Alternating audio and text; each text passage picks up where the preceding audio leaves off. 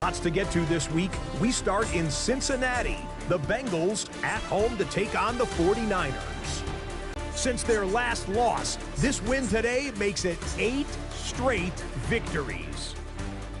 Next up, how about a trip to Vegas, everybody? Checking in on the Raiders as they host the Baltimore Ravens. And this is the Ravens to show you right now. Let Pump mess them up. Wow, the Dolphins beat the Patriots. On the Miami Dolphins. And it's the Miami defense that comes up with the big play here.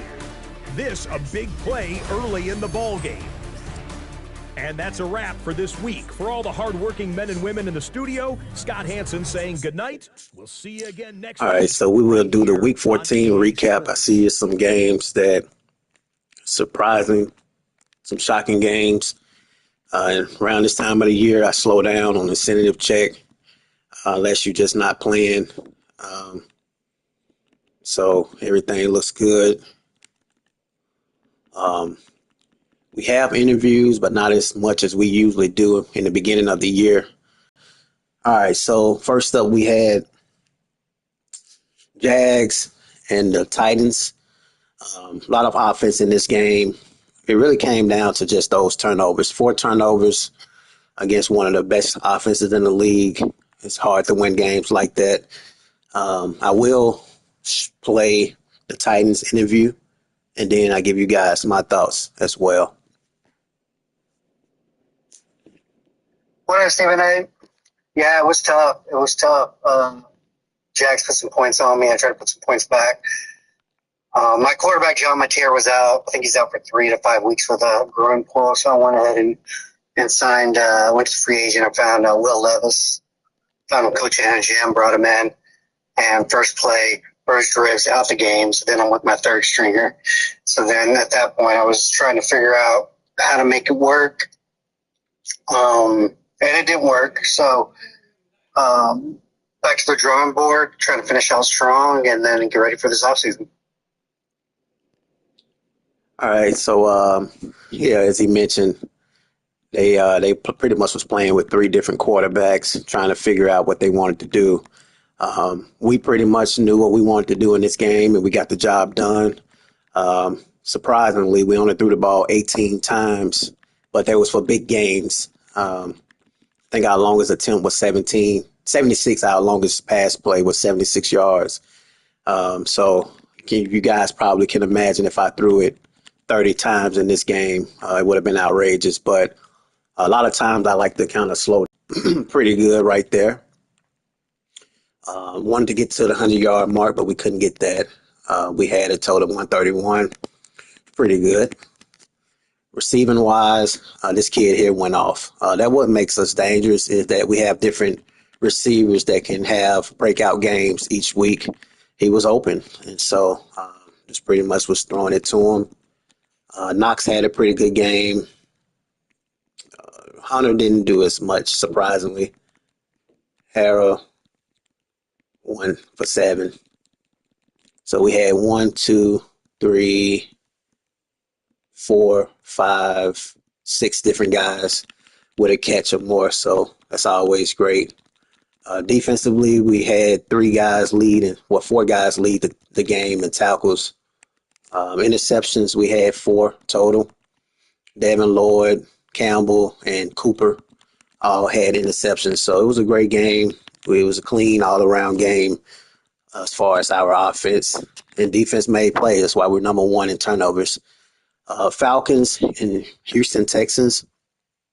This game really doesn't mean anything now. Both of these guys out of the playoffs, so I'm just going to pretty much run through their stats. We see there was a lot of running. Bijan Robinson, 173, 2 TDs. Kyle Pitts played great. Defense played great. They made plays. They both traded 2 interceptions apiece. And like I say, it's a meaningless game for those guys. This was a surpriser right here. Dolphins beat the Patriots 38-35. Turnover battle was 2-4. Just way too many turnovers. 3 interceptions by Drake May. Rushing wise, Jalen Wright had 80 on the ground, a touchdown.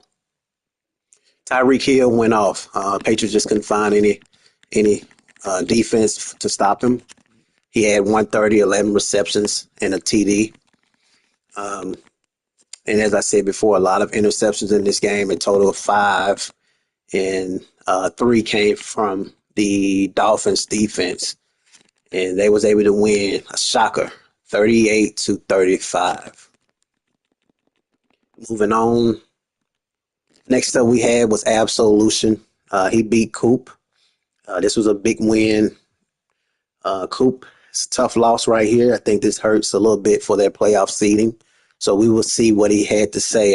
One of my biggest questions was, how does it feel to see what your team looked like matched up against the top dog in the entire football community, not just Madden, but also college? What it do, Stephen A? Long time no talk. Glad you enjoyed your vacay, bro. Welcome back to the league. A lot of shit been going down since you been gone. First and foremost, I didn't play Absolute. I think he played the computer, bro. The Jets user have been giving out free wins, so I explained to Absolute that it was his win. I'm pretty sure the Jets user already said his sports dub. Same thing with my next week opponent. I'm going to let them know the same shit. They can have it. I see y'all season 4. There's no need to even see me anymore. Goddamn, and giving out free wins. So I'm pretty sure he already set my opponent's fourth dubs for the rest of the year. See y'all niggas season 4. Appreciate that. I had no idea of that. Definitely wouldn't have interviewed you if they only playing computer games. So, but we'll still play the other interview. Was that Absolution? So let's go ahead and see what he had to say. It was a great team win against the Buccaneers. Defense played amazing. Gave up a little bit more rushing yards than we're accustomed to, but still held them under 100. Typically, I give 200 to 300, sometimes more passing yards up. So to hold a quarterback under 200, force a couple interceptions, to step in the right direction. Offensively, I wanted to get AR more involved this week. Because last week against the Steelers, he only had 9 passing attempts for 84 yards. Won that game by a lot. So didn't want to get accused of stat padding or anything like that. You know how people are in the league. This week, he was 23 of 26, had a few touchdown passes. I don't know what people are griping about in terms of the sliders. They don't really feel that different. Honestly, I think if the announcement wasn't made that the sliders were changed, no one would have noticed the difference.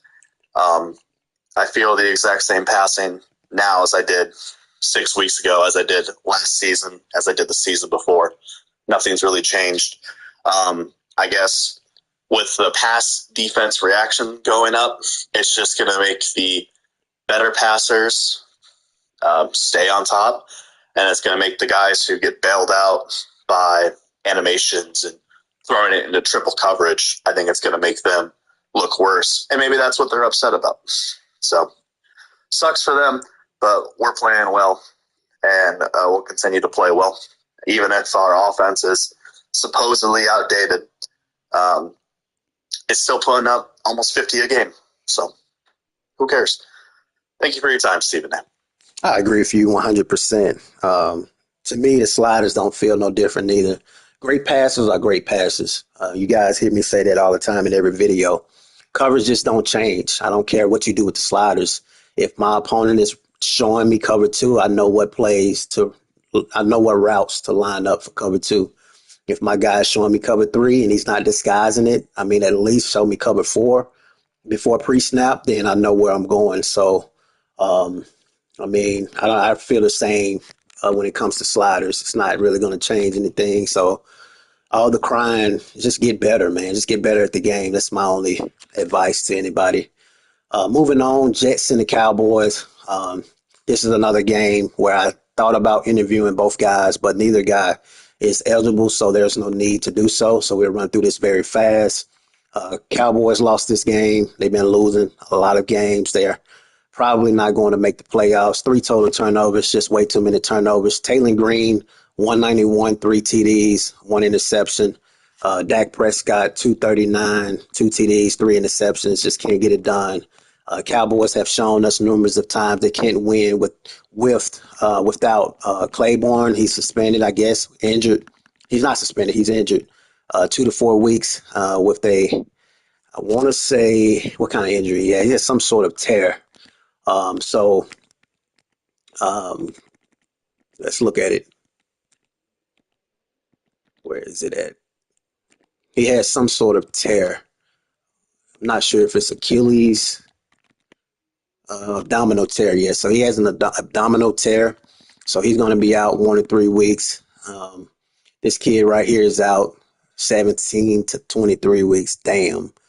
So he's going to be out this season and probably a lot of next year as well. Wow. He's out for a long time. So the Cowboys is hurting right now, dealing with injuries. And that's just the nature of the game. So prayers out to the Cowboys.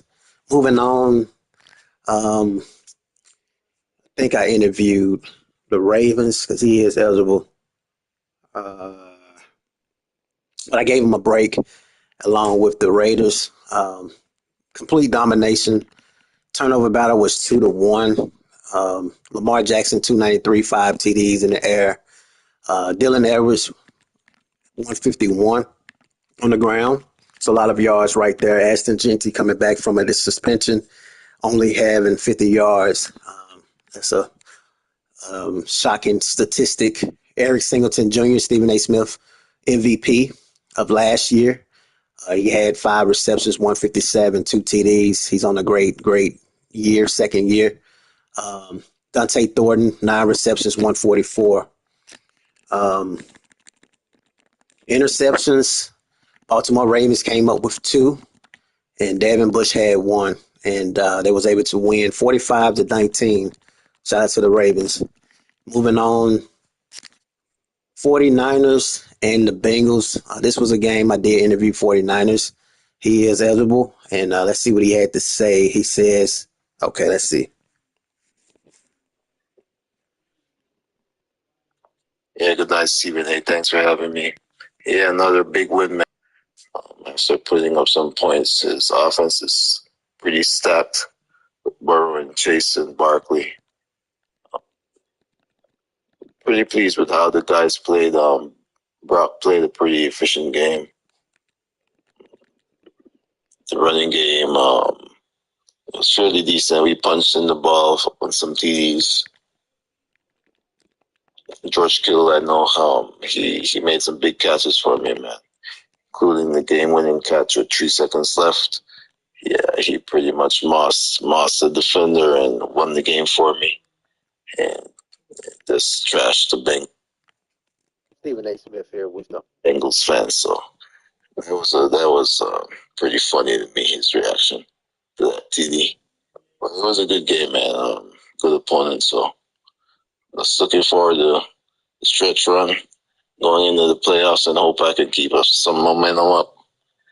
And yeah, let's keep this thing rolling, man. Bang, bang. Gang. Appreciate that. Big winning 29-28, final play of the game.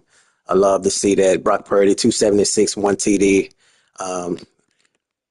Probably next season, we'll try to elevate with our recaps and have some highlights in the background. I'm working on that now to kind of step it up a little bit.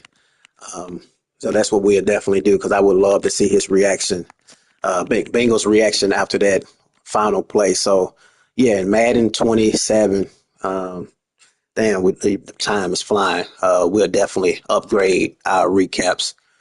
Moving on, Vikings won 24-21.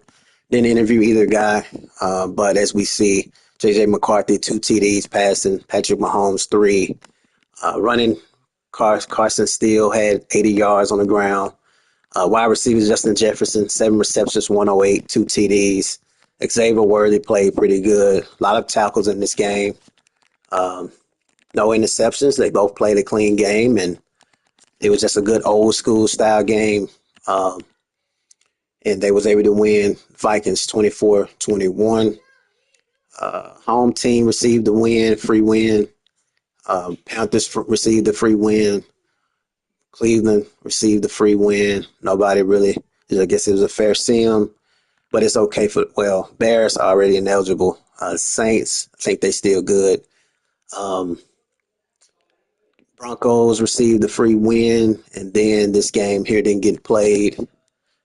So that is that. Taking a look at the playoff picture right now. If it was to start today, this what the seeding will look like. Cowboys not in there, surprisingly.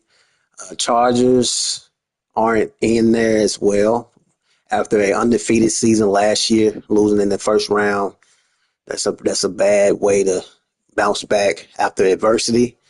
Browns in there, Bengals, Patriots, and the Ravens, Raiders, Jags, and then Colts number 1 seed. And then over here in the NFC, you got the Bears coming back after a great year, Saints coming back after a great year. The Rams been talking a lot of noise, so he's looking like he's going to be able to get into the playoffs. Obviously, it's still early right now, but the 49ers would be the number 1 seed. That would be great to see as well. So this is what it would look like right now. We'll get into incentive pots, Super Bowl pots, and all that stuff over here as we get closer to the playoffs. Yes, there will be an incentive over here for sure. Taking a look at the division. Right now in the NFL, we got the Colts and the 49ers both already made the playoffs, which is pretty good. AFC right now, you got the Colts sitting up top, only team undefeated. We saw a team go undefeated last year, lose in the playoffs. So it's going to be interesting to see how this year goes for the Colts, if they can win out, and if they make the playoffs, would they remain undefeated? Jaguars, Browns, Ravens, Patriots. So let's take a look at the division. Well, NFC, you got the 49ers. AFC North, right? AFC South, you got the Colts and the Jags. Texans, Titans out of there. Just that one game where I decided to throw out a game, honestly. But it looked like the Colts going to make it. 2 games ahead, undefeated in the division. They play the Jags one more year. So it looked like they're going to probably make it. More likely they're going to make it. I mean, not make it. I'm talking about win the division. AFC East, Patriots, Jets, Dolphins, and the Bills out of there. These 2 teams right here, it's real tight. Looking at the division record, 3-2 and 3-0. That 3-0 record by the Jets definitely helped a lot with them being undefeated. But Patriots still a game ahead. I'm not sure if they play each other. Let's take a look at that. Let's see. Patriots and the Jets. Let's see if they play the Jets again. Yeah, they do. Okay, so hey, that could be a game of the week matchup. So it's still wide open for the AFC East. And it could favor the Jets if they win because they have a better division record as of now. AFC West, you got the Raiders and the Chargers. This is going to probably be one of the worst divisions in the GFSSL league. We probably can bet that none of these teams will win in the playoffs. That's my projection. So any team that we play in the AFC West, we're going to likely beat. 3-1 in the division, 3-2. Very surprised. I mean, the Chargers, 6-game losing streak, whether it's been free wins or not, it's still a disappointment. NFC North, you got the Bears, Lions, Packers. Bears 2 games ahead, and they are undefeated in that division. So a few more wins can pretty much seal this NFC North. NFC South, you got the Panthers, Saints, Falcons, Buccaneers are already out of there. So it looks like it's going to come down to Panthers and the Saints. Panthers is 3-1. They have the best record in the division. So it's the same. A few more wins, 2 games ahead. Unless something crazy happens, you can win the NFC South. NFC East, another one of those disappointing years for the NFC East. Cowboys was one of those teams that they was coming with a lot of high statistics from their running back. They've been drafting well, but they're just not winning games. They're on a 1-game losing streak.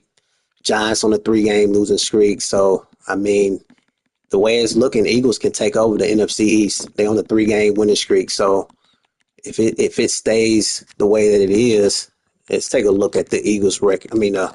Eagles schedule. If it stays the way that it is, do they play any more division games? They got the Cowboys. So if they beat the Cowboys, they beat the Commanders, and then the Giants, they can win this division. So that's something to take a look at or take into consideration. So, yeah, the Giants is in the lead, but Eagles got to play all 3 of these guys before it's over with. And then lastly, the NFC West, 49ers are in the playoffs. They clinched, and they're going to likely clinch the division as well, being undefeated. So it's great football right there. Taking a look at the top performers, Shedeur Sanders reclaims the passing yardage. Caleb Williams and Cam Ward.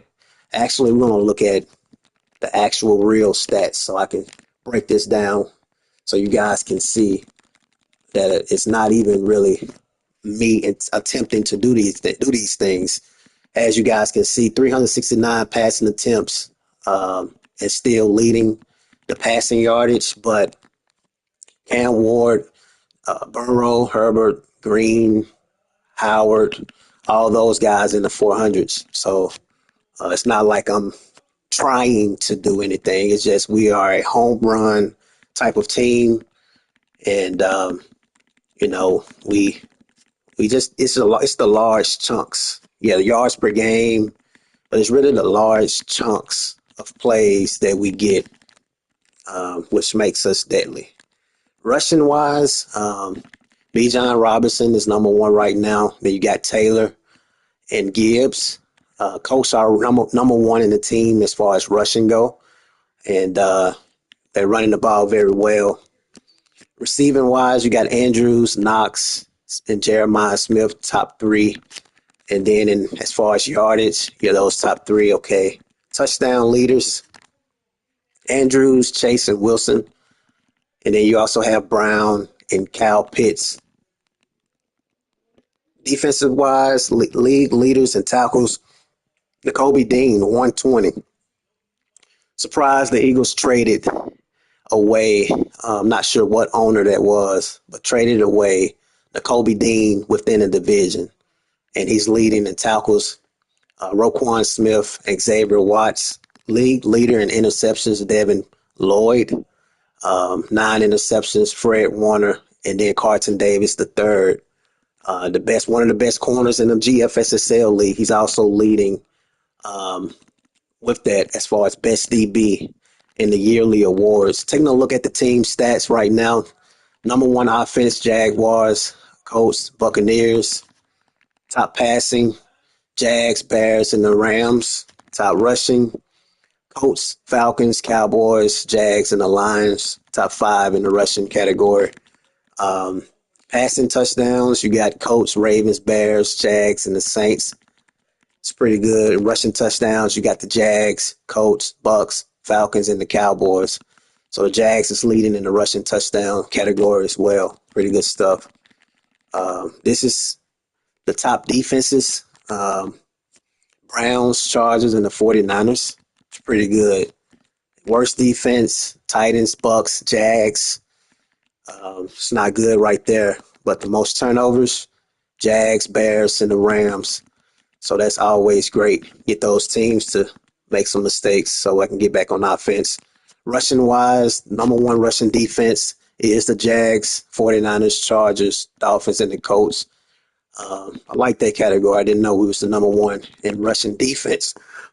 Rushing defense as well. But we give up a lot of points. Titans, Bucks, Vikings, Seahawks, Cowboys are the worst. But we're down there in the 400s, though, so it's still not good. Most sacks, Ravens, Dolphins, Jets, Eagles, Broncos, And then fumble recoveries, Cowboys, Steelers, Ravens, Panthers, and the Buccaneers. Conversions, third down conversions, Jets, Panthers, Commanders, 49ers. Then you also have the Bears. It's a pretty good category right there. That means you stand on the field. Second point attempts. Yeah. All right, so let's take a look at the yearly awards. I like to kind of, around this time of the year, see what's going on so I can know who we're going to reward at the end of the season. Right now, Anthony Richardson Sr. is trying to reclaim his MVP incentive. That's absolution. Caleb Williams, man, I mean, if I was to just to vote, though, I would have to go with Caleb Williams, man. He's been playing great all year. But Anthony Richardson Sr., Caleb Williams, and Arch Manning are the top three as far as MVP race. Coach of the year right now, absolution. Definitely deserve it. Hasn't lost a game all year. Only team to beat them actually so far in the last 2 seasons, I think, was the Jags. AFC, you got Jonathan Taylor, Andrews, and Reed. But right now, Offensive Player of the Year is Jonathan Taylor. Defensive Player of the Year would be Mike Green. Offensive Rookie of the Year would be Jaylen Brown. So I would have to kind of look at him at the end of the season to see what he did, what he didn't do. We can also reward a defensive player for the Rookie of the Year as well, especially if those stats is outrageous. Best quarterback right now, Anthony Richardson Sr. Best running back, Jonathan Taylor. So that's two players on the AFC side. Absolution has guys leading. Jamar Chase, best wide receiver. Best offensive lineman, Quinn Nelson. Damn, that's another player for the Colts. That's pretty good. That's 3 guys right there. Defensive lineman, Mike Green. Ravens got some guys up there. Devin Lloyd, best linebacker. Best DB, I told you guys about him. Carlton Davis, the third. So I don't know what's his age, but he's showing his age don't mean shit. You know, he's performing. So that's great. Best kicker is Jake Bates.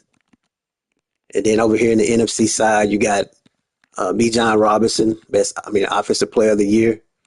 Defensive Player of the Year would be Fred Warner. He's another one of those guys up in age. But hey, you know, he's top. He's the top guy. He's the best defensive player right now of the GFSSL league. Offensive Rookie of the Year, you got Jeremiah Smith. Definitely is a guy I'm looking at. Well, it's going to hurt him, though, because now his head coach is suspended. He's out of there, so we can't reward anybody. Actually, I need to put that down. But we can't reward anybody that's not playing their games. I don't know why, but he would not be the guy. So it would be Arch Manning would be the next guy as far as candidate to win Rookie of the Year. Colin Simmons, Defensive Rookie of the Year. Best quarterback, Arch Manning. That's great. That's great right there. Damn, that's pretty good, man. That's a rookie that's leading NFC, entire GFSSL league, all NFL vets for the NFC best quarterback. So, hey, that's something that I got to look at. Bijan Robinson, best running back, best wide receiver, Jeremiah Smith. That's also huge. So we have 2 rookies leading the entire yearly awards, even including with veterans. Tyler Smith, best O lineman. Best D lineman is Michael Parsons. Best linebacker, you got Adrian Cooper. Best DB, Xavier McKinney. Best kicker, that's Fairbairn guy. Okay, so that's great to see that. So that pretty much wraps up the week 14 recap. I'll see you guys for week 15.